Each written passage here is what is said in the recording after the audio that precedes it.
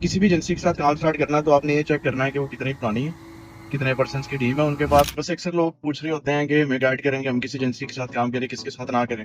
सबसे मेन चीज़ ये है कि आपकी कैटेगरी के अंदर उनका क्या एक्सपीरियंस है, आपकी कैटेगरी के अंदर वो काम कर रहे हैं और किन ब्रांड्स के साथ काम कर रहे हैं, तो ये चीज़ है। और इन सब के साथ साथ एक चीज़ ये है कि वो एजेंसी चार्ज क्या कर रही है। अगर एक एजेंसी है और वो बड़ा लो चार्ज कर रही है और आप कहते हैं कि देखें वो 20,000 में एक सर्विस मिल रही है, तो आप खुद ही इमेजिन करेंगे अगर एक एजेंसी या कोई एक पर्सन 20,000 में आपको एक सर्विस दे रहा है तो उसके पीछे वो क्या ही एफर्ट लगा रहा होगा और क्या ही टीम होगी उसके बैकएंड के ऊपर। और अक्सर ब्रांड ओनर क्या गलती करते हैं कि वो कुछ अपने हजार बचाने के पीछे किसी लो पेइंग एजेंसी के साथ चल जाते हैं।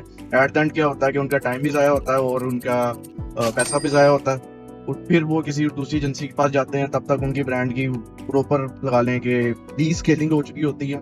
तो इसके अंदर आपने एजेंसी चूज करते हुए बड़े ध्यान से चूज करनी है कि आप किसके साथ काम कर रहे हैं। और जब किसी एजेंसी को आपने पास फेल करना है तो एटलीस्ट उसको आपने 2-3 मंथ देने हैं। वो बंदे एफर्ट पुट कर रहे हैं नहीं कर रहे हैं ये आपको पहले मंथ में आइडिया हो जाएगा। लेकिन किसी भी एजेंसी के लिए रिजल्ट जनरेट करने के लिए मिनिमम 2 से 3 मंथ रिक्वायर्ड होते हैं। तो आप किसी भी एजेंसी के साथ काम कर रहे हैं, आपने ट्राई करना है कि आप उसको 2 से 3 मंथ दे रहे हो उसकी परफॉर्मेंस को चेक करने के लिए, जिसके अंदर आप जो एजेंसी कह रही है वो चीज़ कर रहे हैं, अपनी चीज़ें आप उनसे नहीं करवा रहे। क्योंकि 2 किस्म के क्लाइंट होते हैं, कहते हैं कि जो हम कह रहे हैं वो कर दें, एट द रिजल्ट नहीं आते, वो कहते हैं एजेंसी को कि ये काम ठीक क्यों नहीं हुआ। और दूसरे क्लाइंट होता है वो कहता है कि आपने अपने हिसाब से चीज़ों को मैनेज करना है, मेरे से जो चीज़ रिक्वायर्ड आप मुझे बताएं, तब रिजल्ट नहीं आते, दैन एजेंसी रिस्पॉन्सिबल है इस चीज़।